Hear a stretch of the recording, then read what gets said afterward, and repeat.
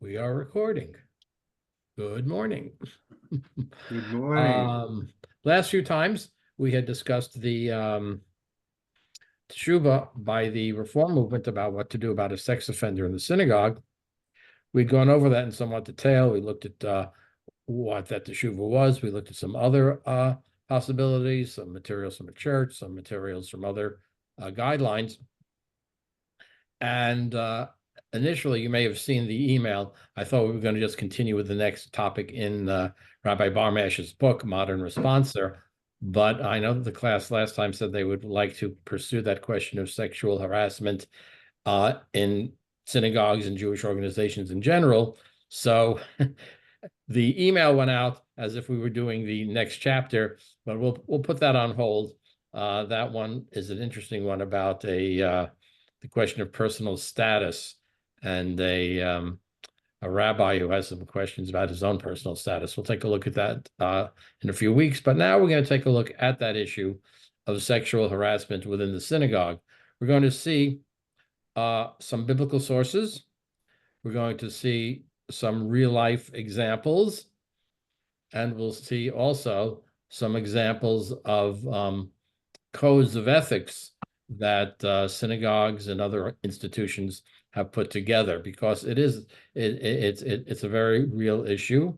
As we all know, periodically it comes up, unfortunately, that there have been other accusations and other problems, particularly in the last couple of years, with male Jewish leaders, not just in synagogues, who have abused their positions. So we're going to take a look at some biblical sources first. There are three really interesting examples in the Bible of this question of sexual harassment, shall we say? Anyone know what are the good three examples that we'll take that we have in the Bible? Irini, what do you think? Dina? I'm sorry, Enoch? Dina. Wait. Dina, Dina, yes, yeah. absolutely, Dina. We will take a close look at that question of what happened to Dina, who did what to whom. Very important question, and there are many different perspectives on Dina, the one daughter of Jacob, who gets very brief mention in the Bible, but that brief mention has led to a great deal of discussion. There are two other good examples. King David. Well, King David, we have looked at King David already. That is a very good example of someone who does something inappropriate. We did look at that when we talked about leaders and doing things inappropriately, and the question with Bathsheba. There are these two other examples. Anyone else suggest? Yeah, Tammy. Tamar. Oh, Tamar is a good example. Yes. Yeah, we actually hadn't thought about that. Let me add that to our list. How'd you come up with that name, Tamar? Okay. Very easy. Tammy, how did you think about that one? Yeah, exactly. Okay. Well, maybe take a look at Tamar. The two others, of course, are Joseph, who was accused of doing something which he did not do, right? And Vashti. And the question of what was it exactly that she was being asked to do? What was her response? So there are some examples. Now, of course, they're not precisely what we see today, but there are some very interesting ways of looking at what's happening today, as we'll take a look at some of those. What I'm going to do is I've been looking through and found several study sheets that have been produced by several Jewish educators and other rabbis. And we'll take a look at those study sheets, which talk about some of these biblical questions. And after we look at the study sheets, we're also going to then take a look at some real life examples of what has happened in the Jewish community. Hadassah magazine, by the way, those of you who are members of Hadassah should be very proud of their reporting, which has really covered this quite well. I have a couple of articles from Hadassah magazine, and then we have some codes of conduct. We'll take a closer look at the one from the Rabbinical Assembly, the Rabbinical Assembly of America, and of all places, I found one, a very interesting one from Congregation Darchei Noam, which, as you may know, sits across the street from the current building that our congregation has. So we'll take a look at that. So let us begin, and we'll start to share. Let me see which one we want to start with. I've numbered these, although the numbering is not precise. I have, and not only that, I seem to have, oh, here it is. Okay, here we go. No, that's, sorry. That's, give me a moment to take a look at this. I don't know if I opened the one that I wanted to open. So let me go back and be sure that I opened all the ones. I have a lot of text. Some of you, those of you who get the emails with the texts know that I have quite a few texts that I have sent out. Oh, okay, I see what I got. All right, just wanted to double check, make sure I'm not missing anything. All right, let's take a look at an Orthodox rabbi. Oh, oh man, sorry. I seem to have to do one more thing to get that text up. Sorry about that. Here it is. There it is. There's a wonderful, just let me get that back. Okay, I'm back. And here we go. There's a wonderful website called Safaria. I don't know if any of you are familiar with that. It has text, original text, translated text, and workbooks on all sorts of Jewish topics. So it's an easy way to find them. And I was going through it, and I found this one from it says, "What does Judaism say about sexual harassment?" Well, that seems to be the topic. But one of the good things about Rabbi Barmash's book is we're asking ourselves, when someone answers a question, why do they start with certain parts of the question? Remember when we looked at the Reform Movement's question about the sex offender in the synagogue, they started talking about teshuvah, right? So what do they start looking at and why? And we'll see in the examples that we have that the different rabbis have taken a look at these questions from different angles. Now, as you can see, this is an Orthodox rabbi. I mean, although I try to put down some of the background, I always think it's important for us to know who we're dealing with in terms of someone who put together the text. He is an Orthodox rabbi. The Pico Shul, again, I'm not from Los Angeles. That's Los Angeles, right? That's a neighborhood in Los Angeles, a Jewish neighborhood in Los Angeles. And it seems that he has quite a, if you look clearly, he's done a lot of work, not only within the Orthodox community, but the larger Jewish community, Jewish Federations of North America, social media. It's done, a former Fulbright Fellow, a graduate of Oxford. A lot of, you can take a closer look if you like it, but you get the idea that this is not a very right wing, is obviously someone who is involved in the modern world. Okay. So what he says, again, notice how he starts. Before discussing halacha connected with guiding how men and women who are not married are how to behave in a Jewish /Torah/God framework, let's first define the general Jewish approach to desire, love, intimacy, and sex. Stop. What should stand out in that sentence? Anyone? I mean, I read that first sentence and said, oh, that's good, but he's leaving out something, of course. There's an assumption in that sentence. Anyone? Yeah, Rini, what are you going to say? All I could think of is that it says how men and women who are not married. Yeah. What about men and women who are married? Is the assumption that it is not possible to talk about harassment and inappropriate behavior within a marriage? Certainly, in many of the cases of harassment, we are talking about people who are either, and what about who are either not married or married to somebody else, right? So is he making what I would say is a false assumption that married people don't deal with this? People who, with each other, right, Remember, it wasn't that long ago when the laws were such that it was impossible for a married man to be convicted of rape for raping his wife, right? There was a time when that was true. That's not true anymore, thank God, shall we say. And what about married people with other people, right? So already I have to say, when I read that sentence, I said, okay, I understand you're wanting to deal with this in a traditional way, but you're missing part of it, right? Okay. And then he says, the Torah's prohibition of premarital sex and intimacy of any kind with someone that you are not married to is predicated on a deep awe and respect for sexual desire and expression of affection and love.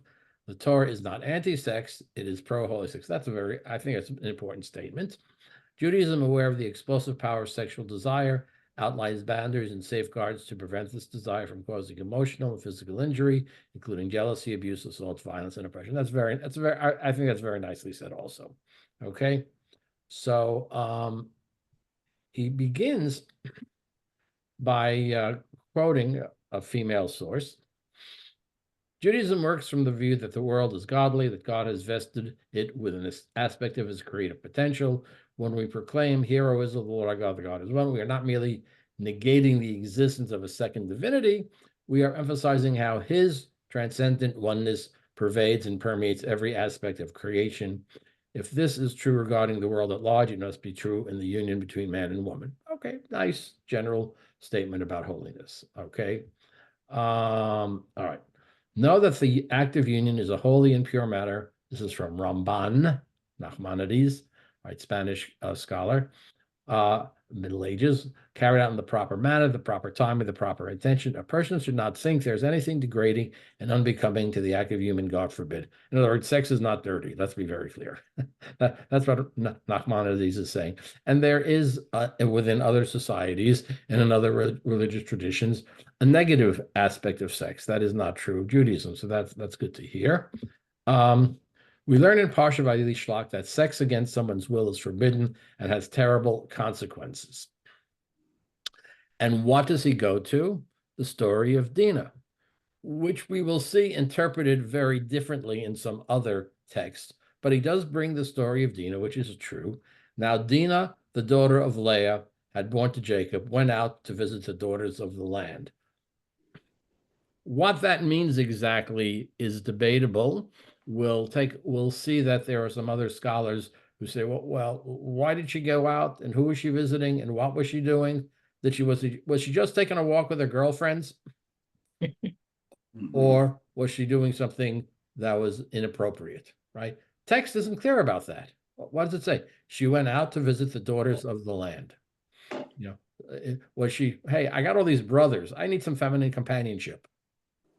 Or in the society of that time, was a woman walking out by herself, that in and of itself suggestive and inappropriate, right? The text is not clear on that matter. We'll see some interpretations. Shechem, son of Hamor, the Chivite, right, the non-Jew, chief of the country, saw her, and let's look at, I want to go back to the Hebrew, Vayishchav, Ota V'ya'anenha. It says, saw her and took her and lay with her by force. Commentators explain that he raped and sodomized her. Well, there's a good question. It's a very interesting question, which we'll look at in more detail, but there's no question that there was force involved. We will see, if you look at the text in the Hebrew, which some others will look at in more detail in a few moments, it says he slept with her and he forced her. Now, remember, when we're reading the Hebrew Bible, we're always asking the questions, why this word? Why not that word? Why this order of the words? The Hebrew Bible is very precise and concise. So we're going to leave with the traditional commentaries, which point out that the Hebrew says he slept with her and he forced her. Why does it say it in that, or why doesn't that say he forced her and he slept with her? Why does it say he slept with her and he forced her? Okay, notice that there is a little ambiguity in the Hebrew as to exactly what's going on. The traditional commentaries look at those words and just say he lay with her by force, which is one way, but not the only way of saying it. But by the way, he says Sex against someone's will is forbidden and has terrible consequences. Well, what were the consequences of the story of Dinah? You remember the biblical story? What happens to Shechem ultimately? Didn't her brothers go out and rape this and wreck the city and kill people? Yes. That's exactly what happened. Her brother said, "This is not going to happen. We'll pretend that we're going to intermarry with you. But wait a second, guys. Before we intermarry with you, all you guys, your males in your town have to be circumcised. So if you circumcise yourself, we'll be all happy and live together and share the land." So they circumcise themselves, and while they're still in pain, right, the brothers go out and kill all the males. So there's definitely a negative consequence. Okay. I think that's a bit of a generalization to say that sex against someone's will is certainly forbidden. Yes, there are terrible, when you say terrible consequences, and I would agree that it's forbidden and there are terrible consequences, but that's,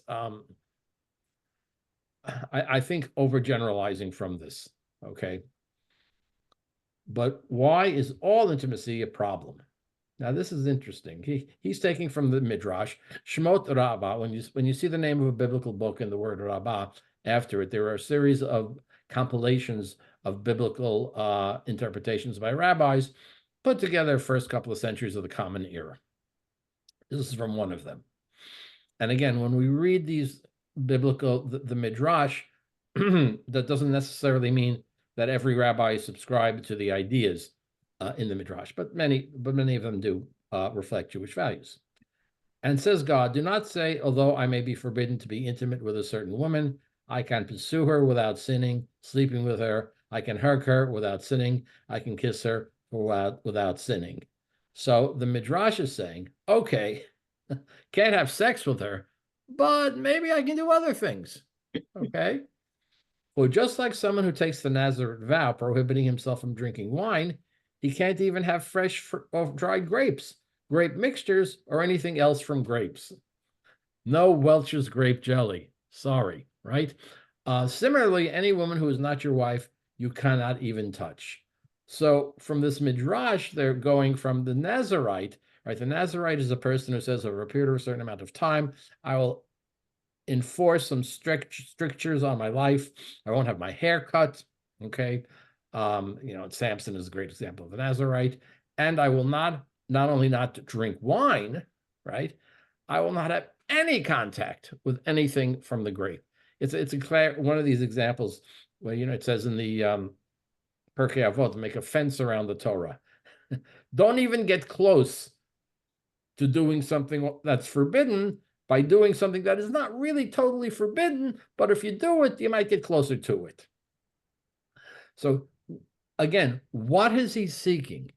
He is seeking to emphasize, when he's talking about harassment, the first thing he's talking about was rape.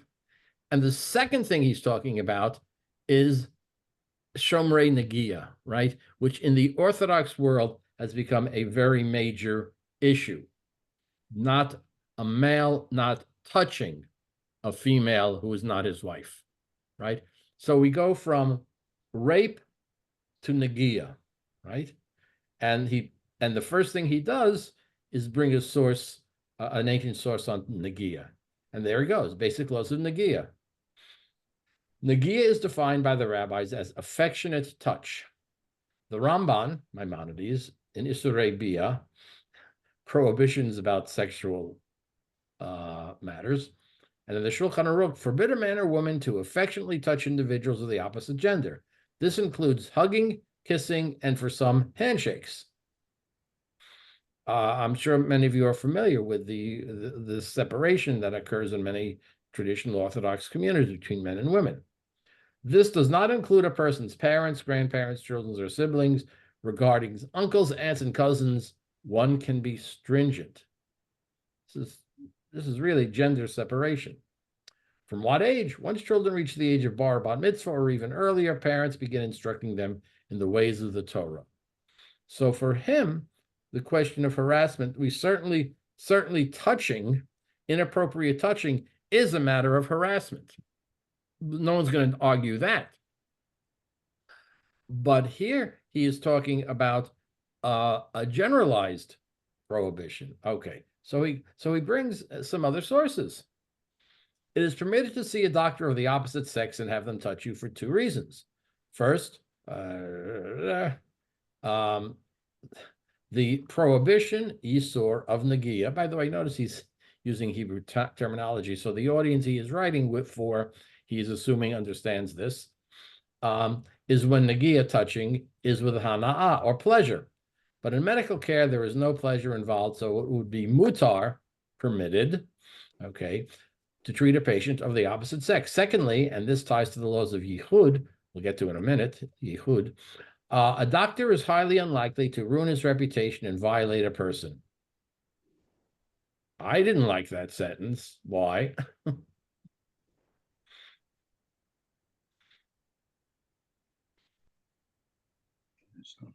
Because that's Unlikely, not yes. always true. Unlikely, yes, but it does happen, right, Judith? So Didn't I see an ad somewhere? Not If you by were me, treated though. recently, if you were treated by Dr. So-and-so, you may have a legal case, right, Judith? You know what I'm talking about? there's a well-known dermatologist in Teaneck who is not allowed to see female patients. Okay. So highly unlikely, yes. My Highly surgeon. unlikely, but highly unlikely isn't not at all, right? Jerry, you going to comment?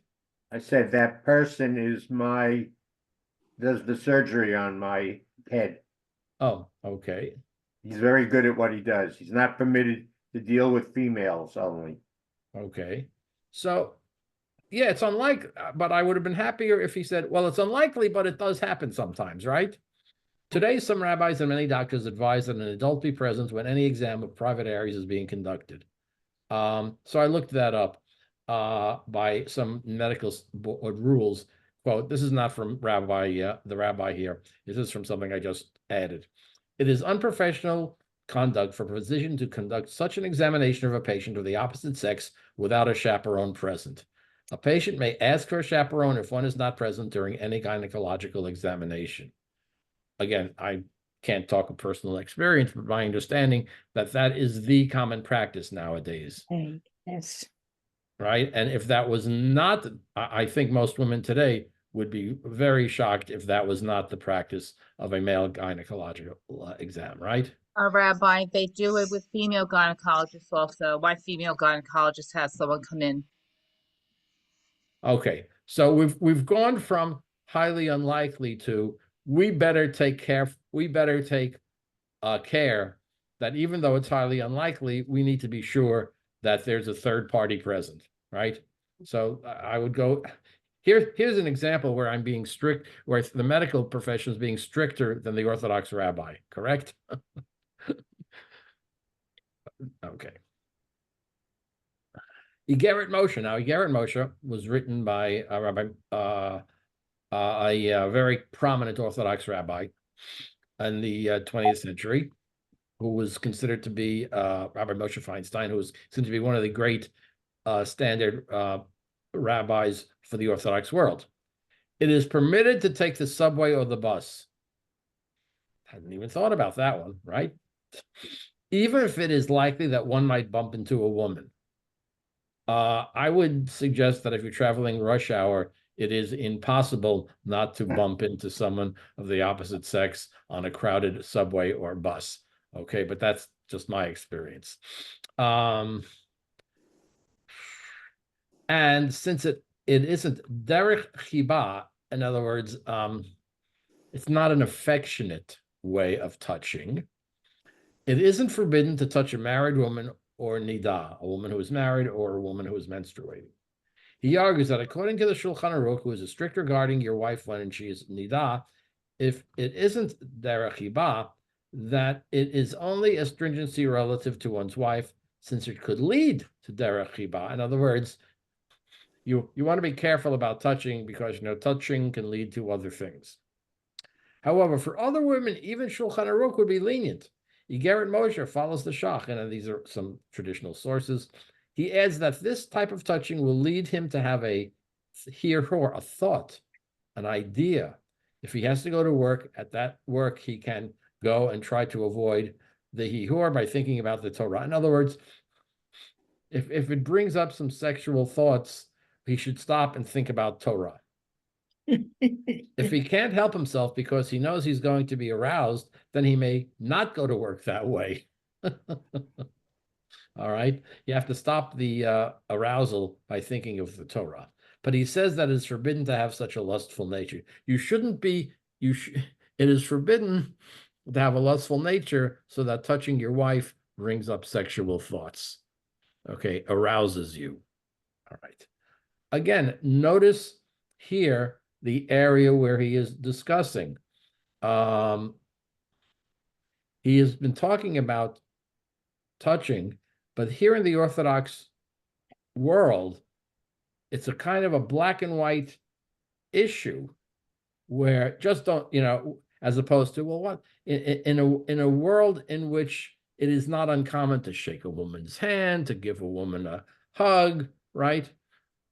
That's he is making it clear that we prevent harassment by preventing all of those altogether, right? Now, in a point of fact, it's true. I mean, if you prevent all of the touching, that touching can certainly stop certain type of harassment. Although notice he hasn't gone into verbal issues. We'll get to that in a minute, right? He has not said a word yet about verbal harassment. He is concerned within the Orthodox area of what is he talking about? Nagia. And he's right. If you don't even touch, then you don't have to worry. Was that hug inappropriate? Was it too long? Did he touch me in the wrong part of my body? Was that an accident or was that intentional? Right? Those are some of the issues. Judith? Just a comment. As you well know, there's a portion of my family that's Haredi, and yet my first cousin, she and her husband will both hug my husband and myself. Okay. Now she will hug my daughter. He will not hug my daughter because she's younger. And even though he's a great grandfather in that world, but he has younger, he's got granddaughters almost my daughter's age. He will not hug her, but she will hug both myself and my husband and Jesse. Okay. All of you know Jesse is an adult, right? We're talking about Jesse as an adult, not as a child, correct? Yes. Okay. So there's a little variation, but you can see there's a little leniency there, right? That's which in some families, as in yours, would exist, but in general, he says, where he talks about that. It struck us odd, but we never questioned it, right. Regarding uncles, aunts, cousins, one can be stringent. He would obviously advise against it, right? What he's saying here. But I will admit, yes, if you have an exclusion from touching someone of, and notice he's mostly talking about men touching women, and he is again dealing with a very specific issue of nagia, right, of touching, right? Okay. The second issue he's dealing with, the question of yichud. Okay, that means to be together alone. In order to limit the potential for desire to overcome someone and to protect women and men from unwanted sexual advances, or God forbid worse, the rabbis created a wide boundary around the Torah prohibition of yichud. What is yichud? Yichud means seclusion. According to the Shulchan Aruch, standard code of Jewish law, and the Talmud, it is forbidden from the Torah for a man to seclude himself with any woman but his wife or immediate family. I'll be honest, I'm not sure what verse they put that on, but clearly in the Shulchan Aruch and some of the other, notice he is quoting from many of the standard codes, Shulchan Aruch, Aruch al-Shulchan, Kitzur Shulchan Aruch, Yalch, all sorts of codes. It is forbidden from the Torah for a man to seclude himself with a woman to whom he is forbidden. It is, in other words, anyone other than his wife. It is rabbinically forbidden for a man to seclude himself with any woman, even a single woman, right? Because you might say, well, you're not necessarily, forbidden. It doesn't matter if the woman is Jewish or non-Jewish. Now, again, admittedly, if that type of seclusion is prohibited, that would certainly stop certain types of sexual harassment. There's no question.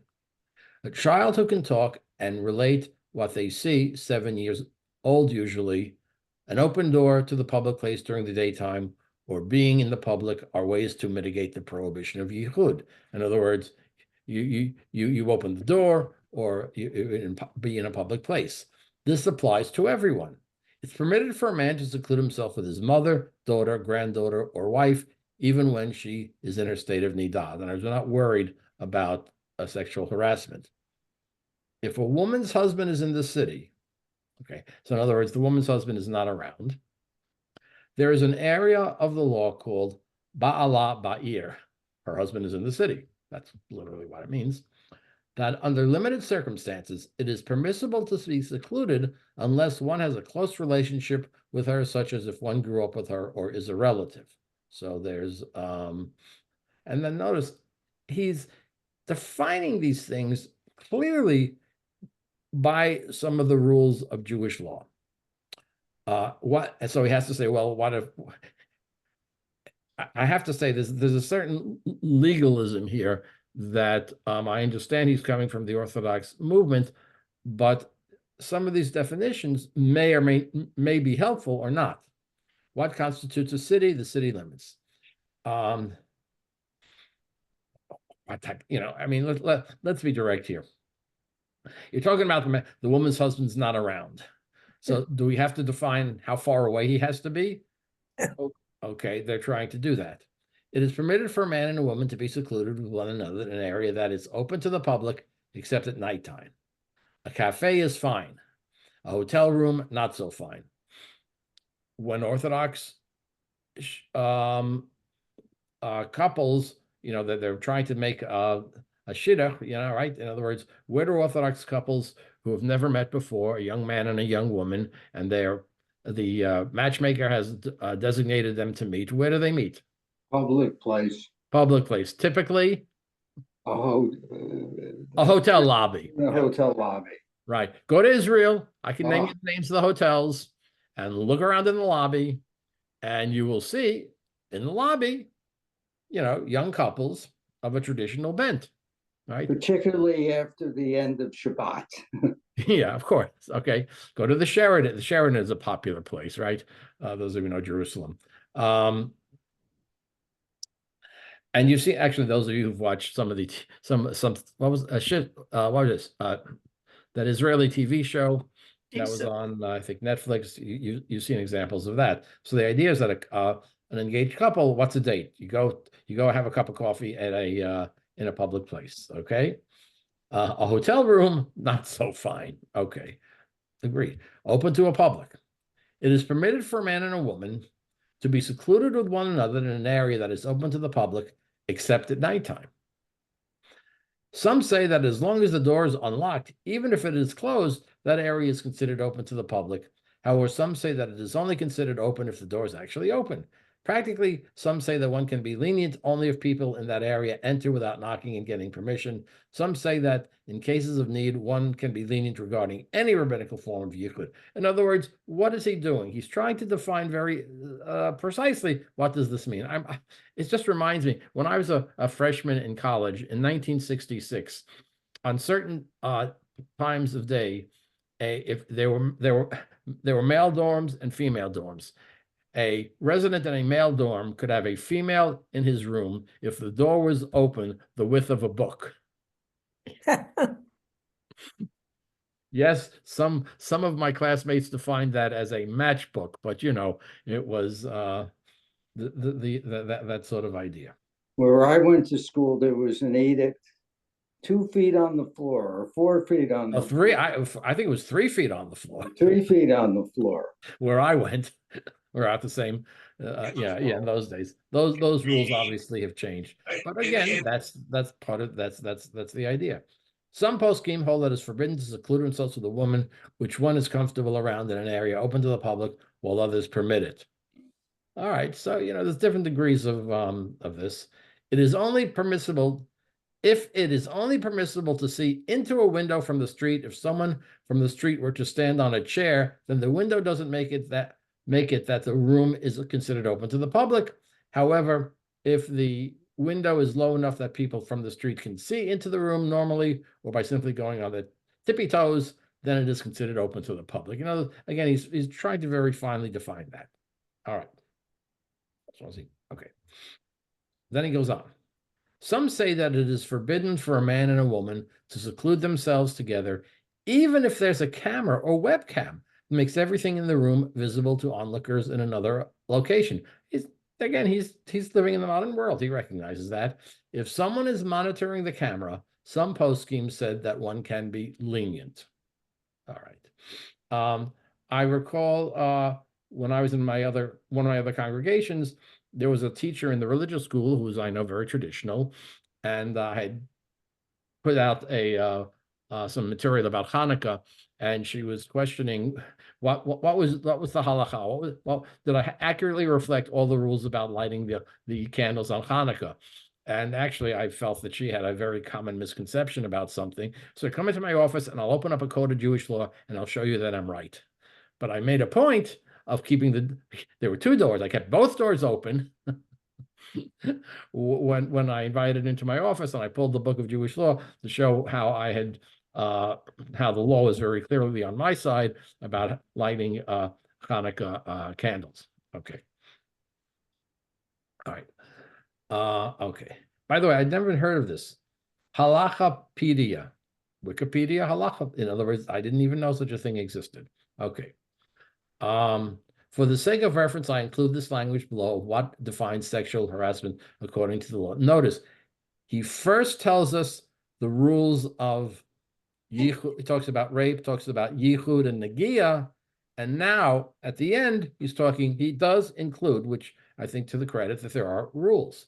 It is unlawful to harass a person, an applicant or employee, because of that person's sex. Harassment can include sexual harassment or unwelcome sexual advances, requests for sexual favors, and other verbal. So in other words, he realizes that just dealing with the specifics of Jewish law about being alone with a person of the opposite sex or touching them isn't sufficient, that you have to go to the civil laws to really talk about this topic, right?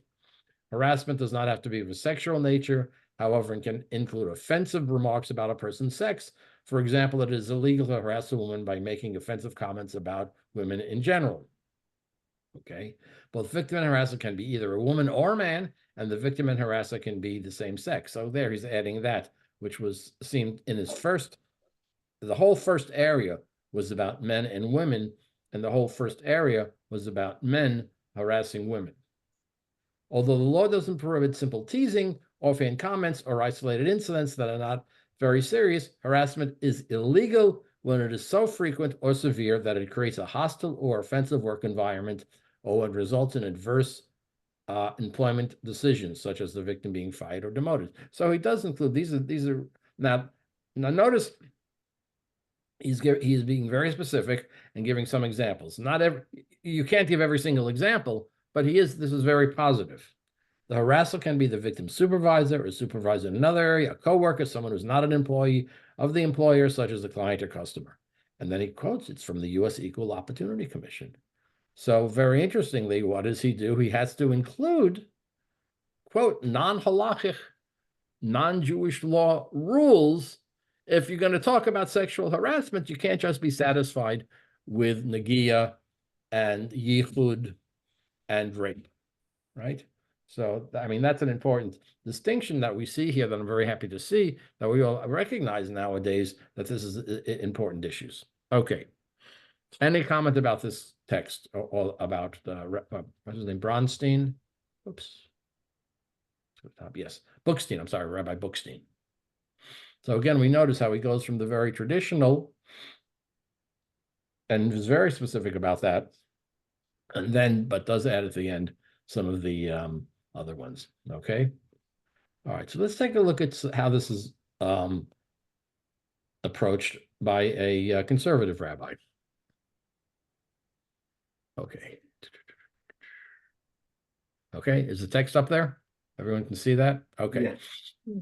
Responding to sexually abusive Jewish leaders. Well, this is, going in even further, closer to where we are. But this, whether you're a Jewish leader or not, they're sexual abusive. And this is by Rabbi Neil Tost. Any of you know him?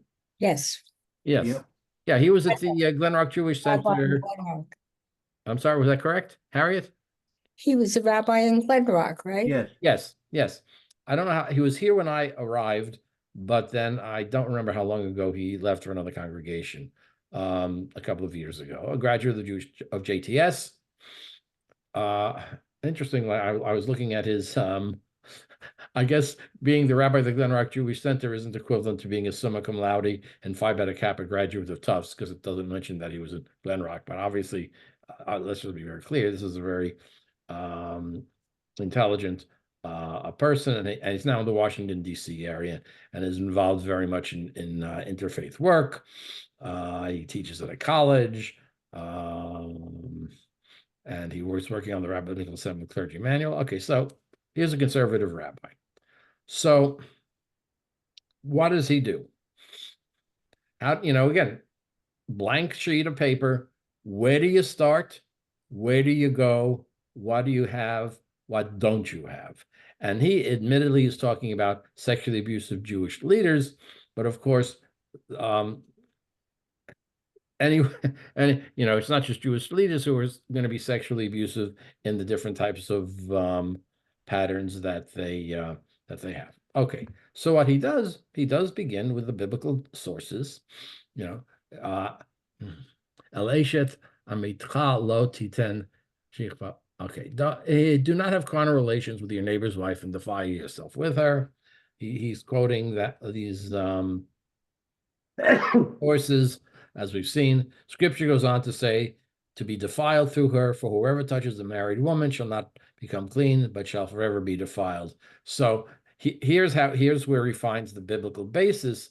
It's not just that you've had sex with her and that's a bad thing, but that means that if whoever, according to Ibn Ezra, a medieval scholar, touches a married woman shall not become pure, ritually pure, but shall be forever defiled. Okay.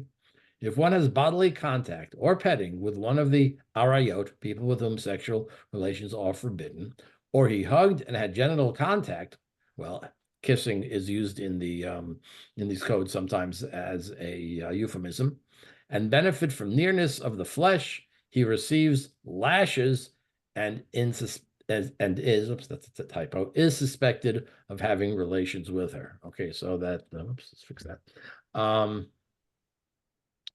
That's pretty clear there. This is from Maimonides.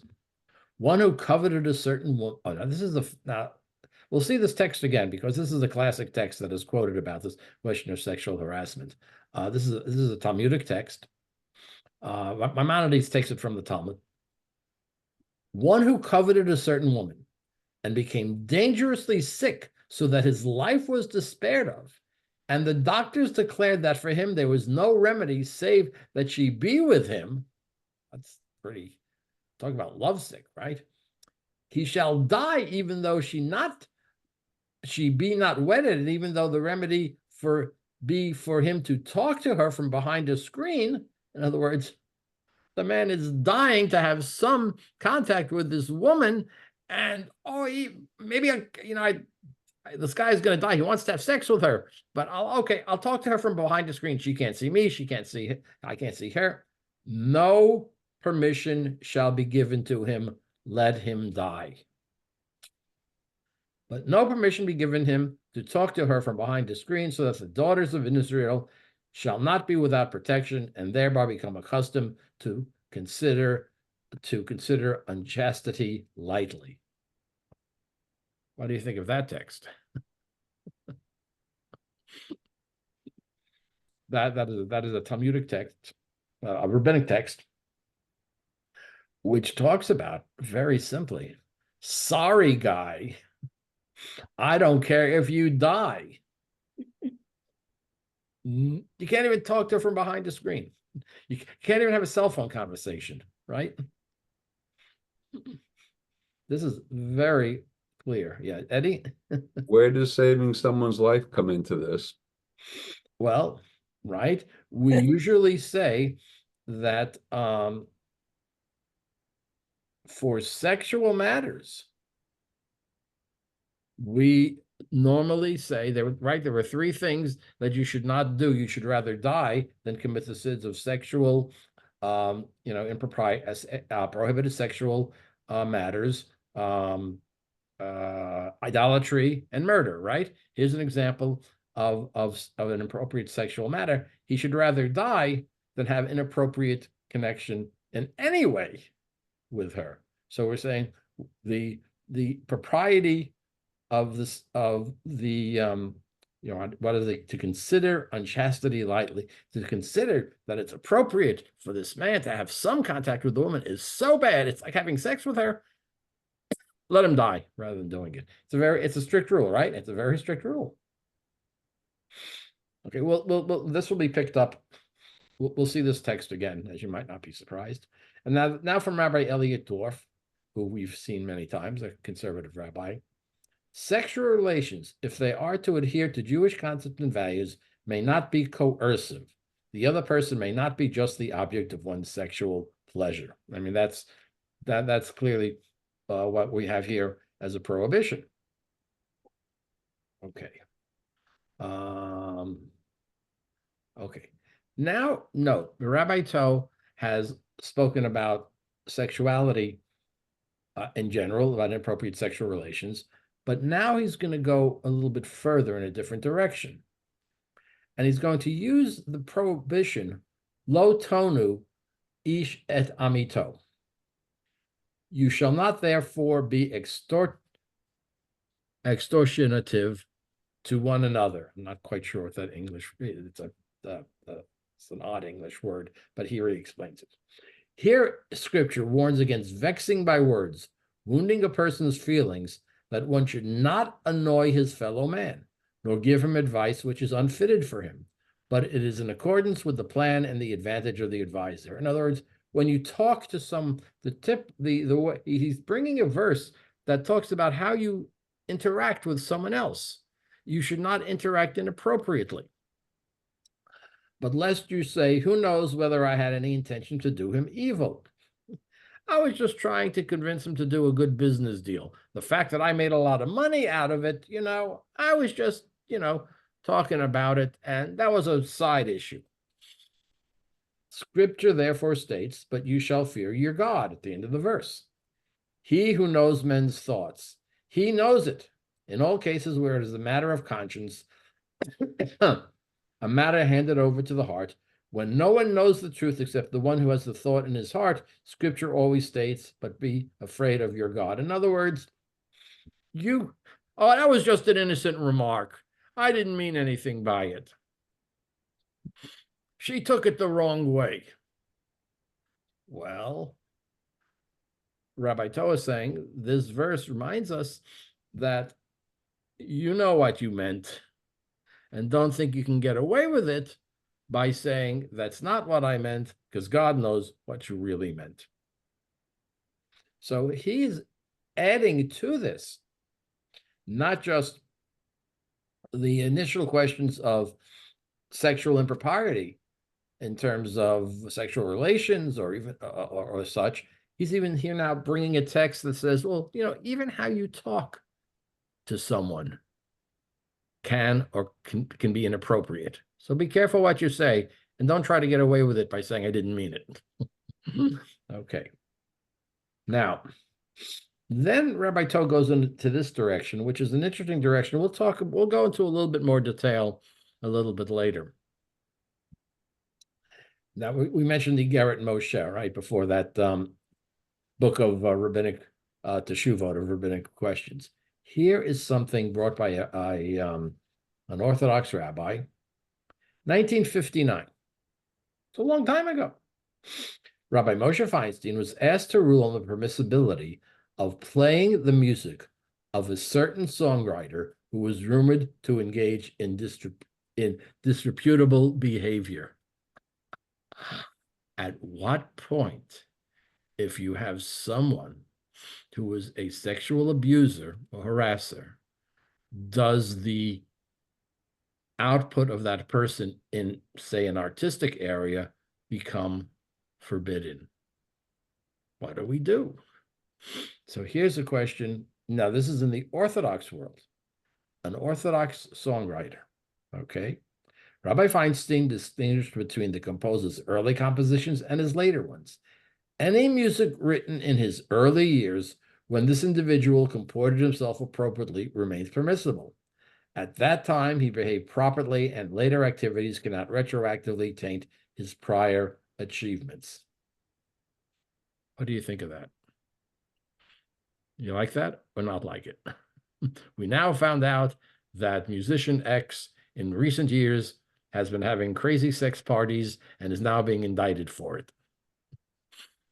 Well, it happened, and then there was trickle down effect onto his daughter. Right, but okay, yeah, we'll get to that. But the question is, what about the music he composed before he started doing something inappropriately? Well, it's maybe before somebody knew, but you don't know what was actually happening. So you're saying, okay, we know for sure that at this point he started doing bad things. Now, was he doing bad things before, but we just didn't know? So should we prohibit all of his work? Or just what we know after it became clear that he had been acting inappropriately? I think that's a really slippery slope. So which way would you, so Judith, okay, it's a slippery slope. So what would you say, prohibit it all?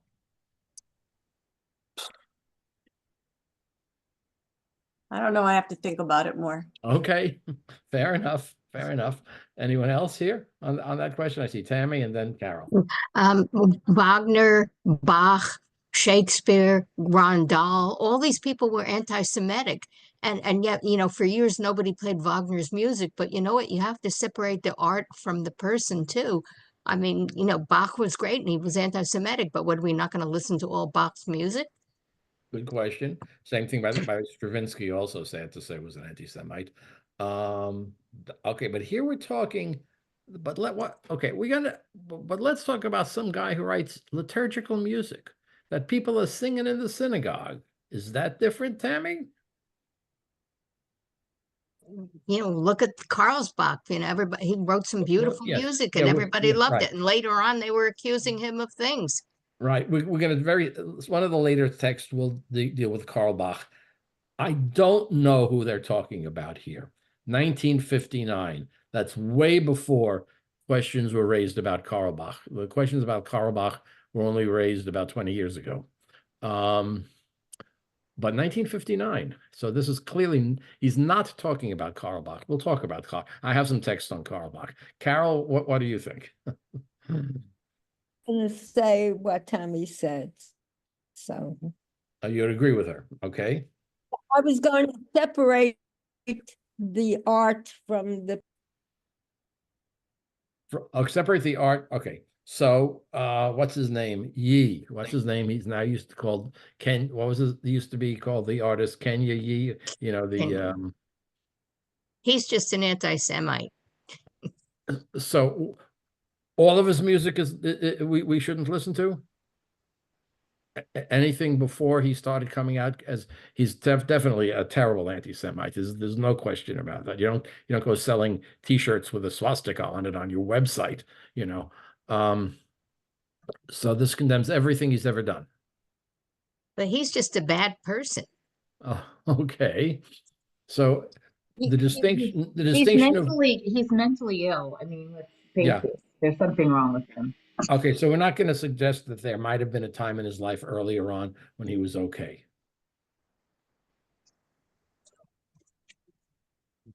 You would hope so. Kardashian. Maybe, we don't know. Okay, so let's go along with this. One of the proofs that Rabbi Feinstein brought to the case of a Torah scroll that was written by a heretic. Okay, what if someone was a heretic and they wrote a Torah scroll? Jewish law requires that such a scroll be destroyed so as not to perpetuate his name, reputation, or achievements. However, the law also asserts that a scroll written when that person was a true believer remains valid, even if he later became an apostate.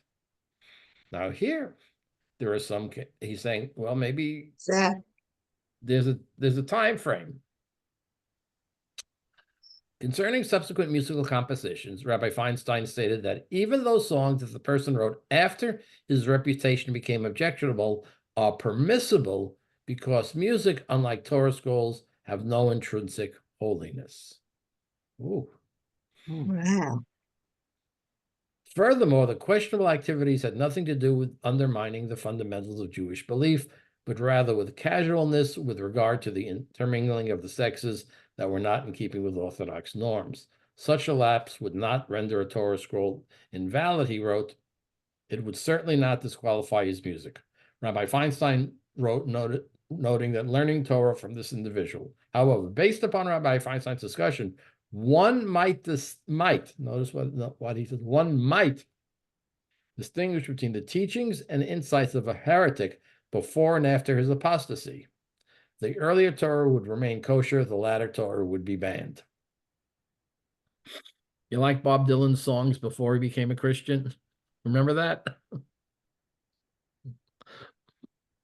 Well, what about like Pink Floyd, and the head of, there's so many examples. I mean, it's just so hard.